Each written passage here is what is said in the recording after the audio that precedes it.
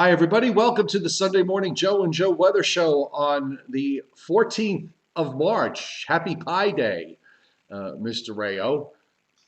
Yes, 3.14159. And on and on and on and on. Exactly.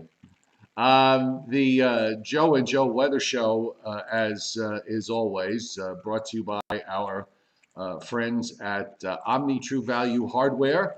And of course, now with spring knocking on the door, they've got all the spring stuff you need, like mulch and topsoil and gravel and everything else to get your yard in tip-top shape. 1226 North Wellwood Avenue in West Babylon, 631-756-1125. And the website is omnitruevalue.com. And also brought to you by, let me get that all in there so you can see it. It's Wholesale Holiday Lighting by Giannini at 162 Ocean Avenue in Lindenhurst. And the telephone number there is 631-957-5106. The website is liholidaylighting.com, your complete holiday lighting specialist to meet all your decorating needs. Or maybe you want to be part of this business. So give them a call at 631-957-5106. So I'm noticing, by the way, let me just get this, we'll get there. Let me bring us back up on the screen here. I just have to find us. God. We're here somewhere. There we go. And now I can bring Where it up. are we, Joe? We're right on the screen now. Okay. So Bill Rogers wants to know why I put up a red flag warning up this today. Bill, I didn't put up the red flag warning up. The Weather Service put up the red flag warning up, and that's because we've got bone dry air and really gusty winds, and it's March, and if somebody flings a match in the wrong spot, you're going to wind up with a brush fire. In fact, a friend of mine asked me, Joe, a couple of days ago, when the red flag warning went up, he said, explain this to me. And he sent me the warning, and it was for Manhattan. And then he said, how is it possible to have a brush fire in Manhattan? And I thought about it. And I said, well, there are some places maybe along the West Side Highway that are a little brushy, or maybe Central Park. Central Park, some spots. Yeah, they. No, Go ahead. I'm sorry. We're thinking about places like out in New Jersey, where there's just mile after mile after mile of brush along the roadways. Sure, it's valid there, but again, it is possible that if you flick a match in the wrong spot, let's say while you're walking on the lawn in Central Park, that there could be some problems out there too. That's right. Last thing I want to see is a full grown forest fire in the middle of Central Park. And by the way, we have one of those strange Weather Service things that's going on today too that requires a Weather Service person to explain it.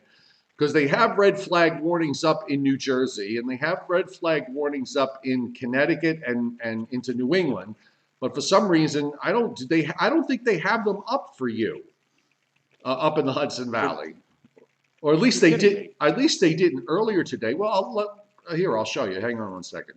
So, well, I'm looking myself now. Yeah, well, I've piqued your curiosity. I get that. Well. It may also be well.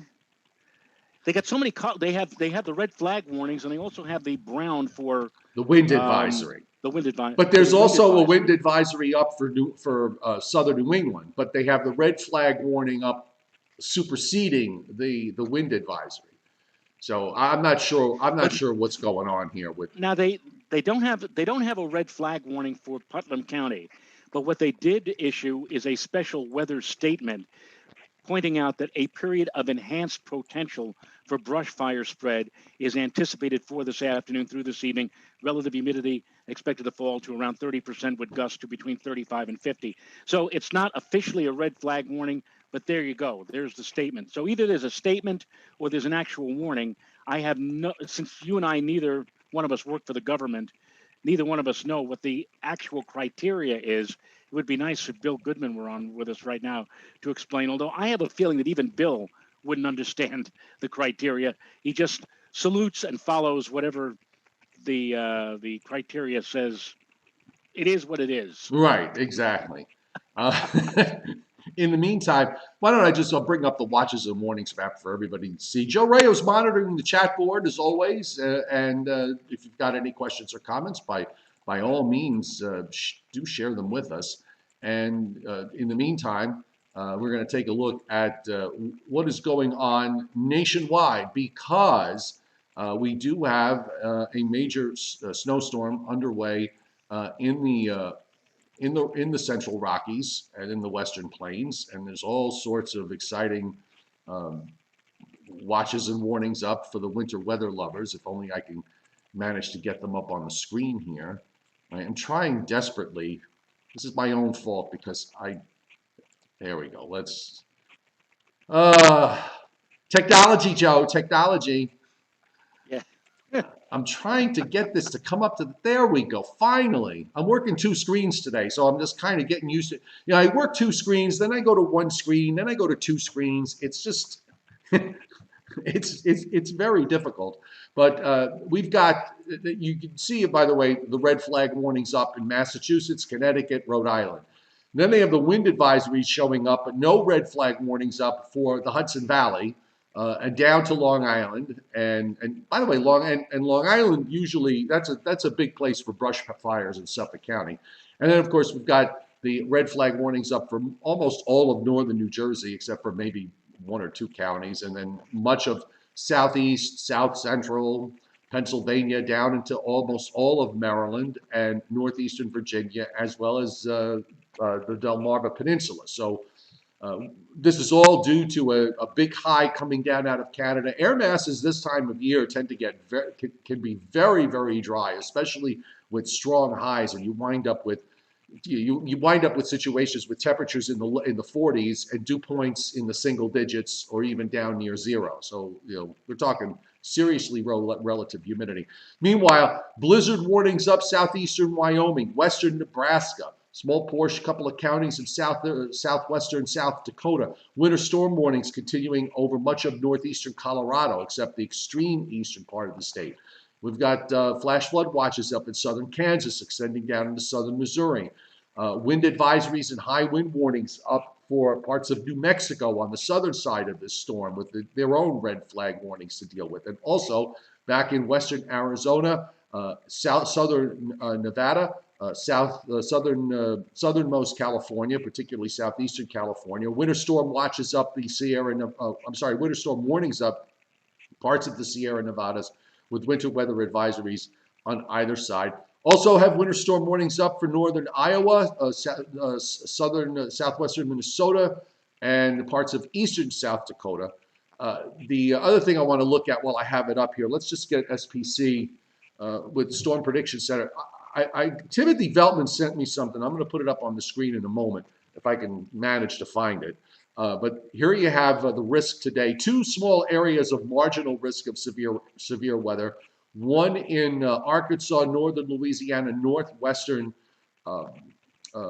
Mississippi, and also in a small portion of northern Kansas. Going to tomorrow, we've got no severe weather being forecast for tomorrow, and that's because this storm is going to be weakening as it moves east. Tuesday, Joe, this is Tuesday into Wednesday, starting to get the next storm system up, and this is showing a larger area of severe weather risk, and that covers Oklahoma, western Arkansas, southwestern Missouri, southeastern Kansas, marginal risk down into Texas and up into northern Missouri on the Texas on the south side, northern Missouri on the upside. And then on days 4 through 8, we've got a pretty interesting situation here, Joe, for day 4, 30% probability. So they've already put on the table, this is for Wednesday into Thursday, they've already put on the table an enhanced risk possibility in Louisiana, Mississippi, and Alabama. And for Thursday into Friday, they have a slight risk for southern Georgia, the Florida Panhandle, Carolinas, into southern Virginia. So that's with the second storm system that's coming through late this week. They're getting a little bit more adventurous now with the outlooks beyond 3 days. It used to be day 4 to 8. It was just like ho hum, predictability too low. But now, with the passage of time, and they've been doing this now for the last 3 years, they finally are beginning to show signs that they are getting up enough nerve, so to speak, to actually make a forecast beyond 3 days for the day 4, 5, and 6 or whatever. So it's and again, when you see those possible areas of enhanced activity, enhanced convective activity beyond 3 days, you know that they, in their heart, feel that it's going to be something worth watching and something that if you're in those zones, you should be watching. And it's very rare, Joe. You're absolutely right to see enhanced on the day 4 prog. Yeah. That really does mean that they're really considering that there could be some real problems.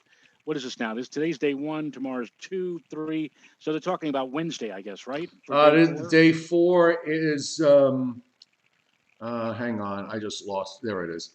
Let's see, so day 4 is Wednesday into Thursday. And day 5 okay. is Thursday into Friday. Right. All right. So that'll be interesting. It'll be interesting for you. You're right in that.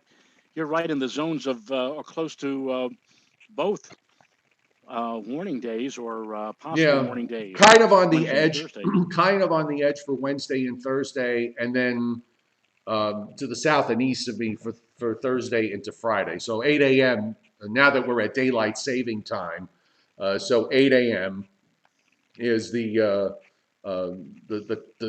time that they use to switch. So it's be from 8 a.m. Thursday to 8 a.m. Friday on this map that's up on the screen right now. But again, going back to day 4, so this would be for 8 a.m. Wednesday into 8 a.m. Thursday. Let me see if I can find that shot that Timothy Veltman sent me yesterday. And, you know, Joe, I don't know if you were aware, and I don't even know if they did this everywhere. But where is it? I have to find it now. So Facebook apparently did this big change. Here we go. All right, so good. Facebook did this big change yesterday in the format. So if they haven't changed your page, they're going to change it shortly. So they're starting that crap again. And I'm having trouble finding stuff that I use every day and different tools that I use. But this was from Timothy Veltman sent this to me, Joe. This is Kara at KA underscore RUHH. And this is insane. Wow, they're about to converge. 2 massive tornadoes south of Canton. Yeah, I mean, these are like, these are... Holy smokes, are you kidding me? I think the one on the left is further closer. There are 2 tornadoes side by side. I don't know if you can hear the ladies commenting here. They both are touching down. Can't. Okay, so there are 2 tornadoes. This These are is twin tornadoes side by Wow, they're about to side. converge. And about to converge. No, I think that one's further Two- towards us. What? Holy smokes, are you kidding me? I think the one on the left is further closer. I mean, look There at are that. That's 2 very tornadoes impressive. side by Very side. impressive here. Sorry about Very that, folks. impressive and very scary. Yeah, I'm amazed at the people who take such either snapshots or images or videos when they're so close to this. I mean, if I were them, my foot would be on the accelerator, pedal to the metal. I mean, I let somebody else take pictures. I absolutely do not care to be that close to a tornado, and especially 2 tornadoes. Wow. I know. And by the way, I forgot to mention too. I just wanted to bring this up also on the watches and warnings map because we don't really look at it too often. But all of the Hawaiian Islands again, they're under flash flood watches. So we probably have some activity going on over there with some sort of renegade up or low. I think we'll probably maybe we'll take a look at that in just a bit. I remember when I visited the National Weather Service office in Honolulu in July of 1991, and I learned the definition of what the local forecasters out there referred to as a TUTT, T-U-T-T, Right. a tropical upper tropospheric trough. And that was because in July of 91, I was out there for a solar eclipse. And surprise, surprise, in the month that is almost a given that you have beautiful, bright, sunny weather from, one end of the month to the other. They had a tut. They said, and I remember the National Weather Service meteorologist in charge out there, Hans Rosenthal. He said, this is rather interesting. We don't normally get this kind of weather. Usually we get it in July. We usually see it in February, March, April. This is more apropos of those months, not July. But here it is. This, I guess, is a tut. And if you happen to have decided that you were going to spend some of your winter holiday in Hawaii this time around, all I can tell you is tut tut. Yes, exactly. There's your major storm right now, centered in southeastern Colorado and southwestern Kansas. I mean, very impressive looking here on the satellite, Joe. In fact, take a look in Texas on the GOES satellite. You could actually, it looks like 3 lines of higher cloud tops there. I'm going to be curious to see what's on the radar, but certainly the satellite is showing some impressive activity there. And also you see the moisture field that's expanding across Kansas and into the western parts of the Ohio Valley. And of course, the heavy snows that are falling, particularly in southeastern Wyoming, where it's been snowing moderate to heavy for hours and hours on end. It looked like, from what I saw here now, I noticed that there's some big errors going on the snowfall amounts website here from the Weather Service. These are 48-hour totals, because if I put the 24-hour totals, you wind up with a lot of the colors are all wrong. So there was some kind of error here. So I'm not 100% sure whether all the numbers of the snow are on here. And I was trying to figure it out from the obs. Now, Buckley Air Force Base, west of, I believe is northwest of Denver, they've been snowing since yesterday afternoon, but I couldn't seem to find, downtown Denver obs for some reason. So I'm just pointing out that there is some variability here in terms of what the amounts are. I'm going to see if I can find, I did bookmark a map there from this particular site, where you can just kind of go to the geographic location.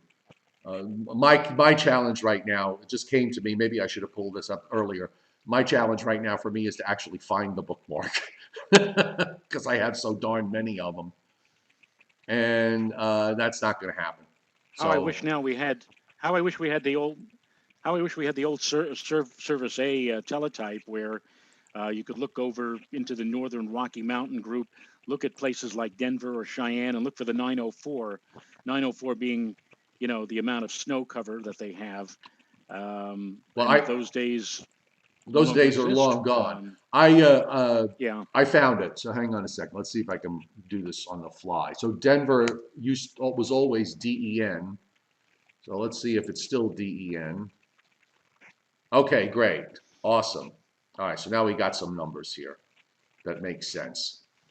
Okay, so Denver International Airport at 8:21 Eastern Daylight Time had 11.1 inches. Okay, because I saw a few people talking last night about thinking that this was not going to play out as impressively as what some of the models were showing, because it hadn't changed. It was raining in a lot of spots still, but apparently that's all been, taken care of here. I saw Cheyenne a little while ago. Let's see. Let's go. I'll go in and around Denver. So if you go east of Denver, go ahead. I'm sorry. I saw one snowfall map yesterday before this whole thing started, and in a couple of places they were suggesting that 1 or 2 elevated spots could see as much as 60 inches of snow out of this. Wow. 5 feet. Wow. That's crazy. And they said that Denver was one of the lucky areas, because they're only anticipating somewhere between 12 and 18 inches. Only. Well, it's funny. I'm just looking at some of these numbers. So right in the heart of downtown Denver, it's there's like 4 to 8 inches on the ground. Now the airport is northeast of the downtown, and they've got 11. Okay, and Buckley has 8. So that the amounts go down in and around the metro area, which I guess makes some sense. But then when you go west of there, and you certainly go west, and you start running into some big double-digit numbers. 23.7 at St. Mary. Well, of course, you have to be on a glacier. 1 mile south-southeast of St. Mary's Glacier, Colorado, 23.7. Aspen Springs, 21. West Aspen Springs, 18.4. Boulder, Boulder as of 10 a.m., 11.1. Just trying to. Okay, now I'm going really tight here. So let's run up to Fort Collins, further north. So downtown Fort Collins has about 15 on the ground, and in fact, the OB of 14.1 that I just pulled up here, Joe, is from 10:57 a.m. So just right before our show got underway. Into Wyoming, let me take a look in Wyoming, in and around Cheyenne, and I'm seeing 7 east-southeast of North Cheyenne. 2 miles east of Cheyenne has 17. I'm sorry. Let me do that again. Let's start that again because I read these numbers wrong. So 2 miles west-southwest of Cheyenne has 15. 1 mile east-southeast of Warren Air Force Base has 15.2. 7 miles east-southeast of North Cheyenne has 16. 2 miles east of Cheyenne has 17. So it looks like every bit of a foot to a foot and a half has already fallen, and they got more to go here. So yeah, I think a lot of these places are going to hit their numbers. And you talk about so much snow that's falling, and hopefully everybody, there was a lot of lead time in indicating how potent this storm was going to be. But the big storm is actually beneficial in boosting snow levels in the mountains and rain in the lower elevations, as soil conditions up until the moment the storm began ranged from abnormally dry to exceptional drought in Colorado and much of the West. And here's the most amazing thing I find, Joe, as the winter is now winding down, based upon the latest maps I looked at on the drought survey from Climate Prediction Center, nearly 47% of the lower 48, the contiguous United States, were in drought. And that's quite a change from just 2 years ago. 2 years ago, only 11.9% of the contiguous U.S. was in drought. And that was the least in decades. In just 2 years, we've seen that number go from about 12% to nearly 50% in terms of drought. Things certainly have changed in terms of dry conditions over the last 2 years. Yeah, I mean, we had a really nationwide, it was a fairly uneventful January. Then we, of course, had our 3 weeks in February. And then now, we've just come out of a relatively quiet period in the last 3 weeks, and things are starting to pick up. So maybe the second half of March and the beginning of April will be a bit more active with these storm systems. But you know what? This one here is I'm just going to go back to the U.S. satellite view here. I mean, this one here is as impressive as it looks. It's going to weaken very, very quickly as it moves eastward. Indeed. You would think that something like this would hold together as it made its trek across the country. But I think we mentioned this when we were on late last week, Joe, that this thing, I won't say it shrivels up, but it certainly loses a lot of its punch by the time it gets to within striking distance of us late Tuesday and Tuesday night. Yeah, I mean, I'm honestly, I don't think we're going to see very much. In my opinion, I don't think we're going to see very much for Tuesday into Tuesday night with this.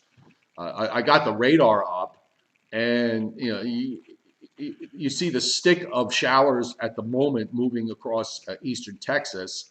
Nothing overly impressive in terms of thunderstorms yet. The east-west band of precip across Nebraska and into Kansas. But, the leading edge area that's moving into Illinois and into southern Indiana, Joe, is already showing some signs of drying up. So in the meantime, it's what's left with the upper feature, the upper low in southeastern Colorado, that's generating all the snow. And it's just kind of this curl that's arcing back down and around. So I think what we're seeing here is this storm system at its peak intensity, and we're going to it is going to weaken because of what's going on along and off the East Coast. Right. We still have that big block in effect, and that in a way is helping to keep a lot of the nasty weather that's out west from reaching us. There are going to be three different storm complexes along the eastern seaboard over the next week or 10 days, Joe, and one of them is going to give us just a glancing blow. It looks like a second one does look like it's going to give us some pretty good rain here. That'd be at the end of the next week. And then there's a third, which just stays well to the south, off the southeast coast, and literally gets flattened or scrunched or suppressed and never, ever makes it this far north. So, Yeah, no, it does not look like at all an active pattern. yeah, I think Thursday's the system that probably stands the best chance of bringing kind of we'll call it area wide. If you want to look at Northeast Virginia to Southern New England, area wide rainfall. Here's WPC's view of things, and of course, they're pretty. Remember, there were several storm systems here involved, so you're kind of meshing them all together in terms of total precip amounts. But we're looking at through next Sunday morning. So in the Northeast, Northern New England, not so much, basically a half an inch or less.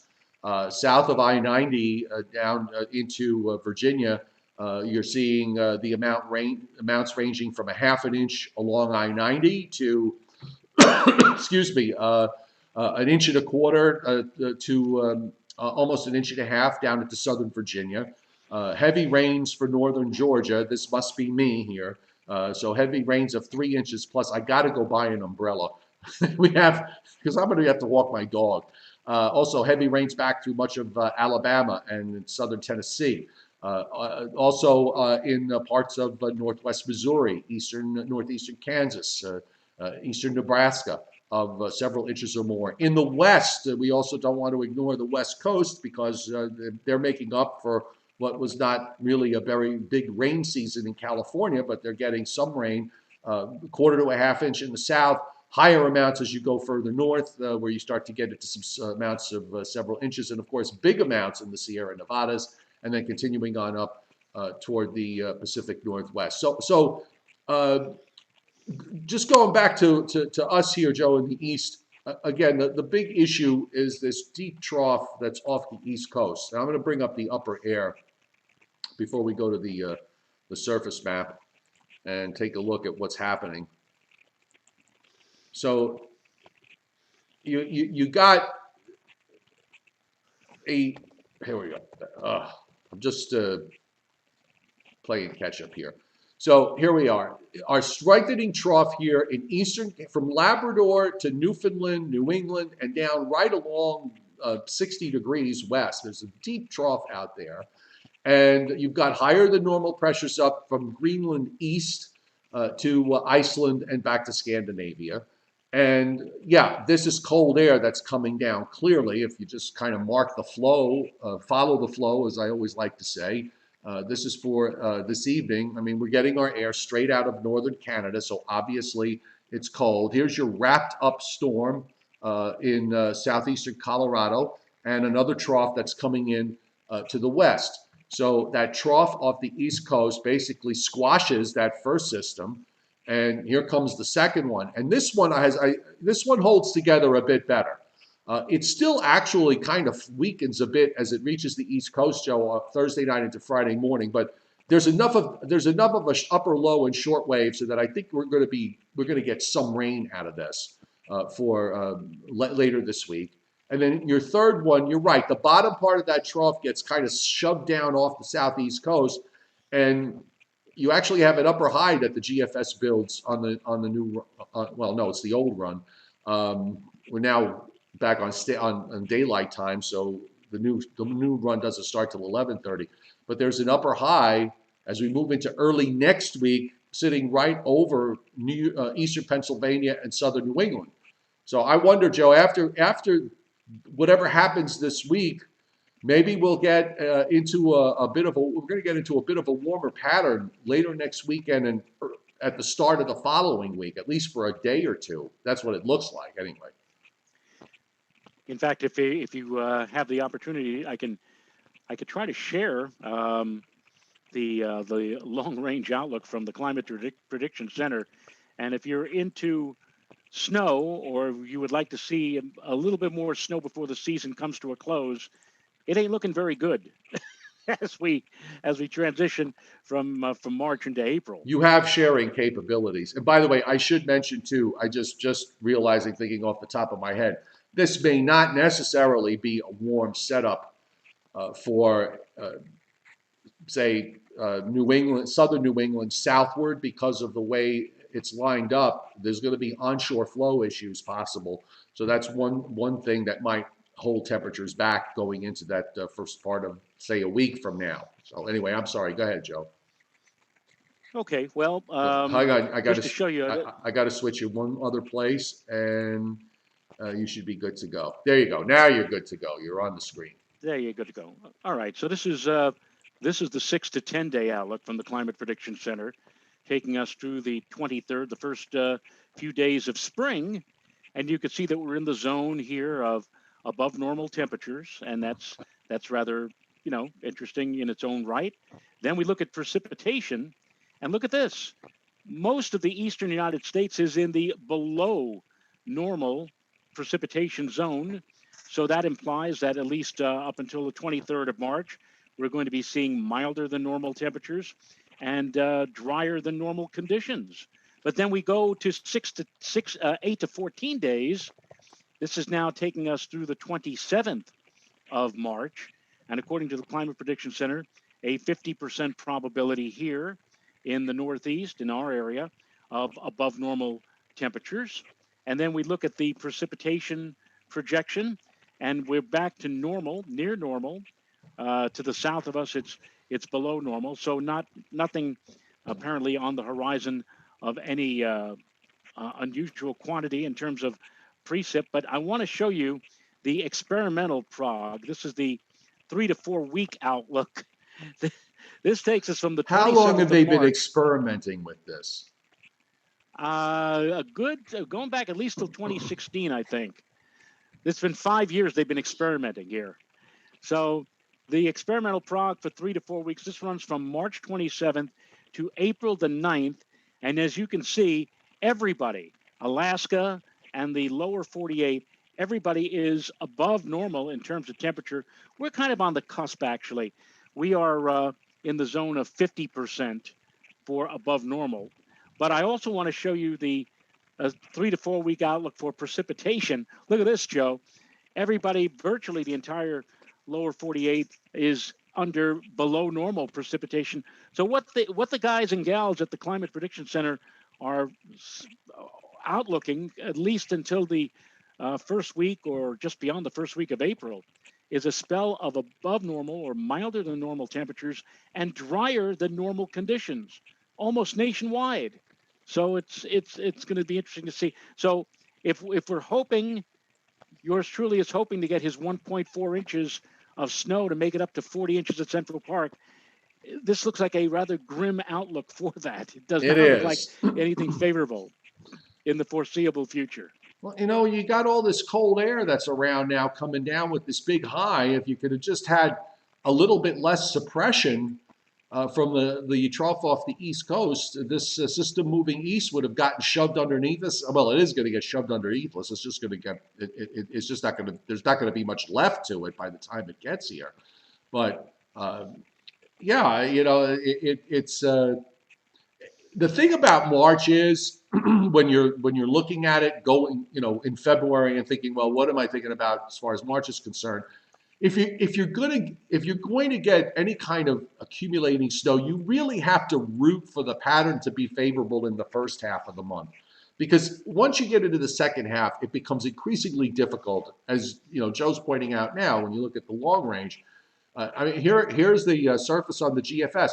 I mean, the cold air that's coming down in eastern Canada and in northern New England is rather substantial, like a 498 thicknesses and 504 thicknesses down south of Boston, for God's sake. So this is a pretty decent cold high to be able to work with. But the system coming in from the west is just watch here from this evening.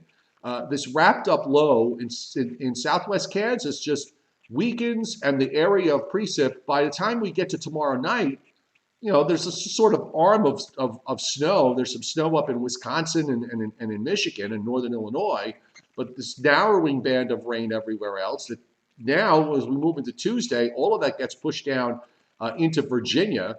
And the GFS, by the way, does have freezing rain for western and northern Virginia, which is not out of the question considering that this high is the cold air with this high is fairly ample. But again, this whole thing just kind of weakens out, kind of lingers some light precip around Tuesday night or so. And now here comes the next one. And as we said, this one has a little more room in the atmosphere. Low tries to come up, tries to head to the lakes, and instead starts to get suppressed. This might have been your one shot, Joe. You got another big cold high building up to the north, but there's none of that cold air is really bleeding southward. So unless there's some sort of surprise where there's a little cold air on that northern fringe, a couple of the models were hinting at that. Yeah, I think your snow chances here are dwindling, and I use that word kindly, dwindling in the longer term.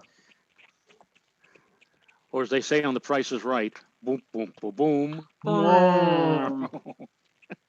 Of course, the 360-hour has snow over northeastern Georgia and northern South Carolina, but so naturally that'll really rub it in if that winds up verifying. There's a person who does the weather. All I know is that his first name is Matt. He looks like a rather young chap and maybe fairly new in the business. He does the weather on weekends on Channel 4. And he was showing last night the futurecast for Tuesday night and showing, blue snow enveloping much of the tri-state area. And in showing that, he kept, pontificating. Now, I don't think this is going to stick. I don't think, I think the ground is going to be too warm. I don't think it's going to stick.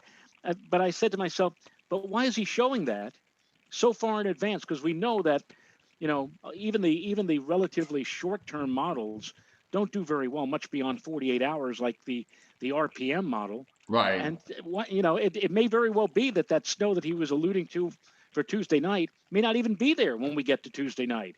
It may just be a few spotty areas of moisture. It may not even be snow, maybe even be rain. So you're right. That would seemingly be the one shot of getting more snow or some snow. But it doesn't. I honestly don't think it looks like it's going to be amounting to much of anything. I'd love to see it amount to something, just so that we can get to 40 inches. But it looks like this may be the sad story that we may fall just short. I mean, when you get so much snow in February, like what we saw, it's a sin not to actually get to the 40-inch mark or fall just short. But it looks like that may very well happen. Yep. The chairman, Scott Briller, is winding up his COVID work today, and he hit Super Chat. Thank you so much, Scott. Really appreciate it. And of course, we all strongly appreciate what you've been doing to help out in the pandemic. So now I got to actually tomorrow, because I'm still down in Georgia, Joe, 55 is the threshold for vaccine. So I get to make my appointment tomorrow. They lowered it from 65. They lowered it to 60 here in New York State. And I'm happy to say that both myself and my significant other will be getting our shots tomorrow at the fire station nearby in Cold Springs. So there's a local. I'm very, very happy about that. The local Walgreens in town here is going to be giving out vaccinations. So I don't have to drive a long distance. I have to see if I can get an appointment. So that'll be my job tonight at midnight to get online and do that. I also, there was something else I wanted to show. Now I lost my train of thought. I'm sorry. Maybe it'll come back to me, but there was something else. Oh, Hawaii. We were talking about Hawaii. So let me bring up the radar and see what's happening here. Hawaii's gotten more time lately on our show than they've had in many months. Yeah. So So here's the radar. I'm gonna bring back up on the screen here. So give me one moment. Nope, it's the wide one. And And when you're finished with Hawaii, I want to bring up the 12Z RPM just to show you that yes, it is still snowing, still showing snow for our area for Tuesday night. So we'll see how that all yeah, the pans out. European had a little bit in there. You know, I'm not gonna get worked up over what could wind up being a couple of tenths of snow. But anyway, here's the big island of Hawaii, seeing some rain on the eastern side, but not much going on the western side. And I'll bring up the uh, the Honolulu. It looks like just some scattered Honolulu. Honolulu, land of Goshen. Um, there, there's just some scattered stuff going on now. Of course, it's still nighttime over there, I think. And let's go a little bit further to the Yes. west. Yeah, In there's fact, Joe, when we go on daylight time, we actually end up stretching the difference out between New York and Hawaii from 5 hours to 6 hours. right. So right now, it is 5:43 a.m. in Hawaii in the islands. Just looking at the rotation on the echoes. The echoes that are south of the Big Island are moving from south to north, and then there's some big echoes on the radar northwest of Honolulu that are moving north to south. So there must be some kind of upper low that is sitting up over there. But this is the reason why they have the flash flood watches up for the Great Island of Hawaii. And Go ahead. I'm sorry, Joe. and Bill Rogers is asking, can you explain what tut is, and is that the same as an upper low? First of all, it's three T's, not two. It's not like King Tut. It's TUTT, tropic upper tropospheric trough, and yeah, it pretty much is the same as an upper low. And in fact, back in July of 1991, I remember looking at the 72 and 96 hour 500, and there we had an upper low over Hawaii, which is why Hans Rosenthal said, we really don't get this at this time of the year. And I said, yeah, tell me about it. But they also refer to this as a Kona low. I'm not sure Right. exactly why. Kona is a place that is on the west side of the Big Island of Hawaii.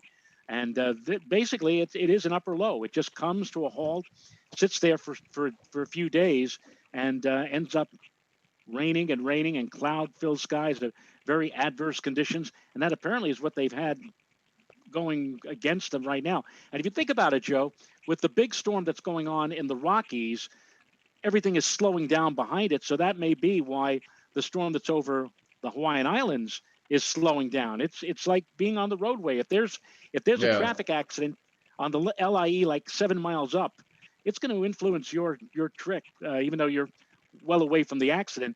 Everything's going to slow down, and I guess that's one of the reasons why they're enduring what they're going through in Hawaii, in part because if you go upstream one wavelength, there's the next big storm over the Rockies. Right, and everything slows down this time of year just because we're going into the spring. That's just what happens, and it just keeps slowing down as we get deeper and deeper. And this is where sometimes, if you get something stuck in the wrong spot, you could wind up seeing it rain for days and days and days, which is,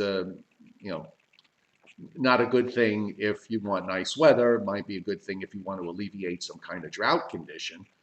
But it's just the tut thing is a let's call it a semi-regular climatic feature that shows up out there from time to time. Well, I'm sharing now my the RPM model. I don't know if it's up yet on the screen. It's up. Okay, so this is what the RPM, the rapid pressure model, is suggesting. What you see on your TV screens on all of the stations. Let's take a look at the futurecast. It's the RPM model. This is the latest one that's out for 12Z, based upon observations from 12Z or 8 o'clock this morning, and this is valid as of Z. So this is 9:30 p.m. on Tuesday night. 9:30 p.m. on Tuesday, and you can see an arm of snow that's working its way into the tri-state area from the south and west over northern New Jersey, moving northeast. And as we move things along, here's 10 o'clock, 10:30, 11 o'clock. So if this is right, 11 o'clock on Tuesday night, it'll be snowing across the Hudson Valley, maybe all the way down to New York City, although the green is indicative of rain, and that rain is working its way into Long Island and central New Jersey and into parts of the New York area. So it doesn't look like this is the kind of a setup that would cause accumulating snow, at least in New York. And then as we continue to move on to 11:30 midnight, this is now Wednesday morning, 12:30 a.m. Wednesday, 1 a.m. on Wednesday. Notice now we're transitioning from blue over to green. So yeah, there may be a cheap thrill for us up here in the Hudson Valley for several hours on Tuesday evening, maybe seeing a bit of snow, but then it looks like it's going to change over to rain. And then as we move on into, although actually maybe I spoke too soon. Look at that shade of dark blue. When is that time frame? That's 8:30 Z. That's 4:30 a.m. Wednesday morning over SWF. That's Newburgh. So maybe it's going to be more snow than rain up in parts of the Hudson Valley. I'm not sure whether or not any of this is going to stick to any degree. If it does, it's probably over the colder surfaces. And then as we continue to transition on into, well, that's as far as it goes. All right. This is 8 a.m. on Wednesday. And by that time, it's raining all the way up to about, well, I guess you could say all the way up to about 84, the 84 corridor. Okay. And then it stops after that. So that's as far as the model goes. So, we'll see. Maybe for all of you snow lovers out there, maybe a little bit of a cheap thrill coming our way for Tuesday night into Wednesday morning. All right. So switch back. By the way, 63 likes today for a Sunday, which is not too shabby and in a relatively quiet weather pattern. Joe and I always love it when we go over 100. I know that's a tough call this time of year when there's no big storm going on. But if you haven't hit the thumbs up button, here's your opportunity. So, and thank you, by the way, for taking the time out to be here on a Sunday. So let's do a little bit of Briller Jeopardy. As long as our luck holds out, we seem to be holding on to this signal that today. So I'm happy about that. All right, Joe, you ready? Joe? Yes, sir. Okay, you ready? So, I hear you. let's see. Question 1 is, with an average of only 7.2 inches per year, this is the driest state in America. Well, I would say automatic. Immediately I would say Arizona. All right. So or New Mexico. All right. Well, actually, at Arizona and New Mexico, they get a good deal of moisture in July and August from the monsoon season that they get out there. But more often than not, they're dry. So I'll say Arizona. Okay, you will say Arizona. I have to pull up. The answers are on a secret on my well, it's not a secret platform, but it's on my subscription platform on Patreon. So I have to find them now. There we go. And of course, round and round the circle of death goes. Christianopedia says where Death Valley is. Well, Death Valley is in California. Yeah, so it can't be California. Keith James says Nevada. I'm going to guess Nevada. That would be my my guess as far as the driest. Well, Scott NYC says Nevada. Northern Gray says Utah. So we're in that area, yeah. The so-called desert Southwest. So somebody out there has got to get it, or have the low number. I'm making faces because I'm trying to get a page to load, and it's like taking forever to do that. But so I can get the answers, and that's because I've got a bunch of windows open, and I got the live stream going at the same time. So here we go. So the answer to the first question is Nevada. As the driest. Nevada. Okay. Yes. So, okay. So question 2. The rooster atop many church weather vanes is there to remind us of a story about this apostle.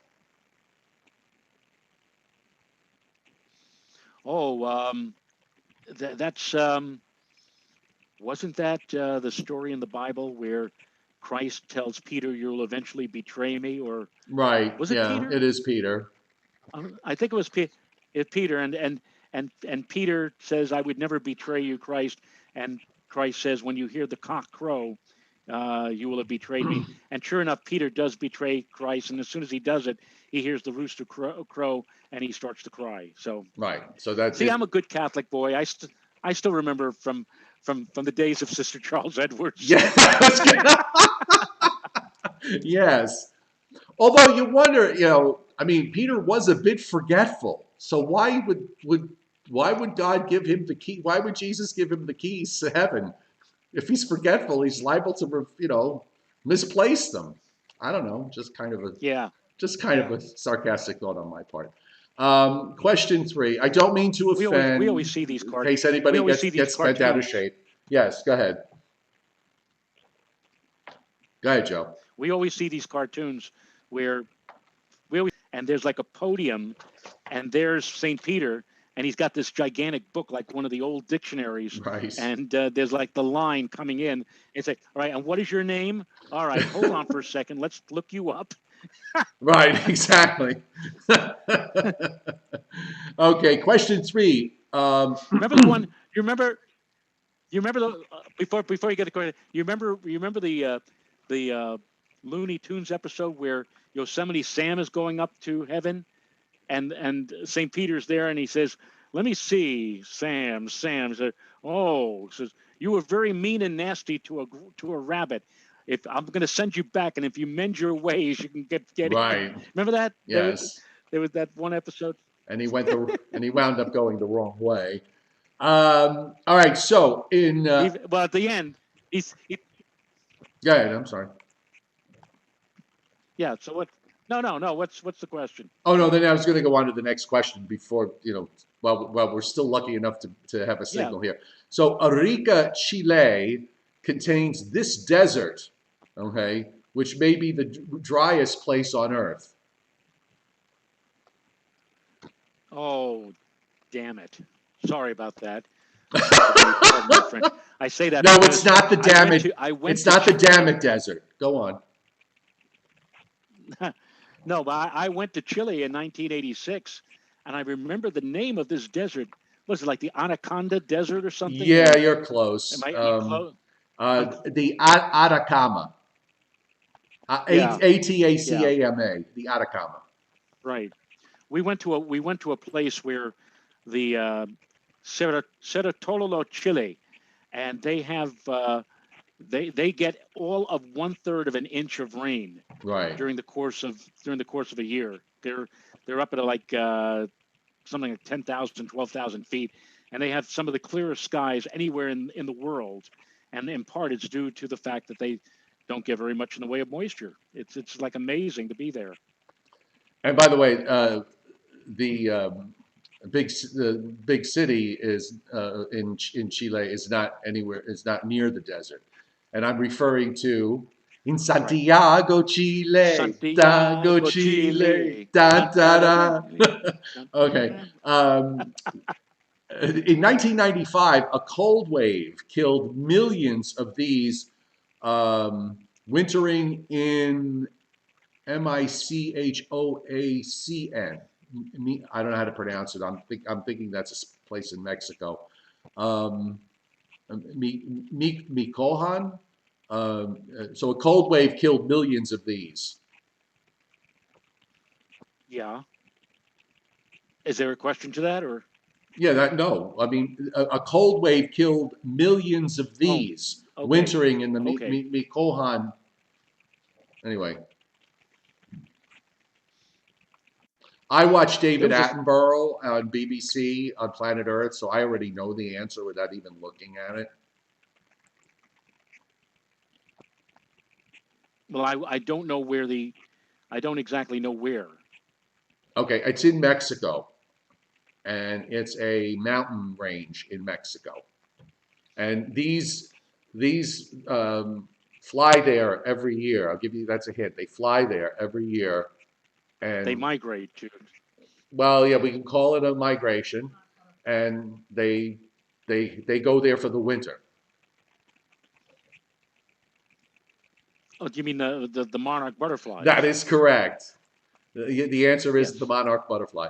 And Yes. let's see.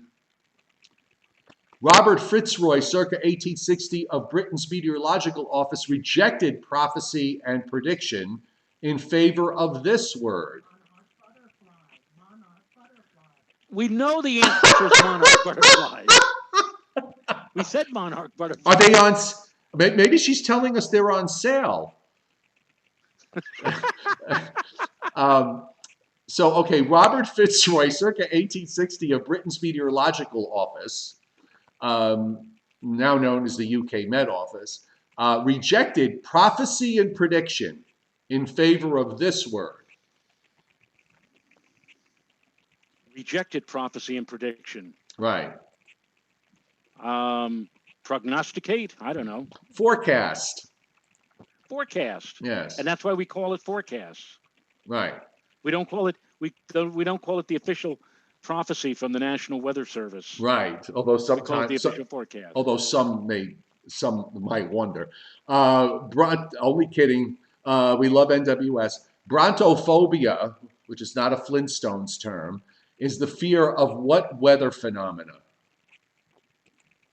Brontophobia? Yes.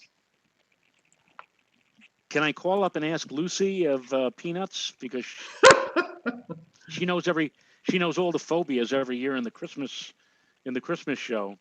I've never heard of brontophobia. Well, let's see. It's a meteorological term, or It's a fear of what? It's a fear of a certain type of weather. high clouds, because I guess the brontosaurus has a long neck and goes high. I don't know. The answer is lightning and thunder. Lightning and thunder. Yeah, Okay. I don't know what the origin of the word is, so and I'm not going to look it up now. I'm just not. So anyway, My wife says LOL. I was giving Joe the answer, but he couldn't hear me because he has the headphones on. I heard you, dear. I was able to hear you clearly, but I already said the answer. Monarch butterflies. And then she comes back and says, I'm telling you, it's the monarch butterfly. oh, good Lord. We have I could have headphones on or not. we have a potential TV series here ahead of us, folks, so just bear that in mind. The Joe and Joe Weather Show, brought to you by Omni True Value Hardware, getting ready for spring, and you should be too. 1226 North Wellwood Avenue in West Babylon. 631-756-1125 is the telephone number, and the website is omnitruevalue.com, and also brought to you by Wholesale Holiday Lighting by Giannini at 162 Ocean Avenue in Lindenhurst, and the website there, liholidaylighting.com. 631-957-5106, your complete holiday lighting specialist, meaning all your decorating needs. So I'm happy. We seem to have got through an entire hour with only some minor technical issues. So that's a good thing. So I suggest we say goodbye now and not press our luck. Okay. Okay? Just like the game show. Correct, yes. So everybody have a great rest of your Sunday. And Joe and I, are we going to 7 o'clock tomorrow instead of 7:30? That's what we talked about. I don't know. It's up to you. If you want to try 7 o'clock and think that might work better than 7:30, we could try that. Well, I'm taking it off the hot spot, so I was going to use that tomorrow. Why don't we go 7:30 tomorrow, and then we'll decide if we want to change it on Tuesday.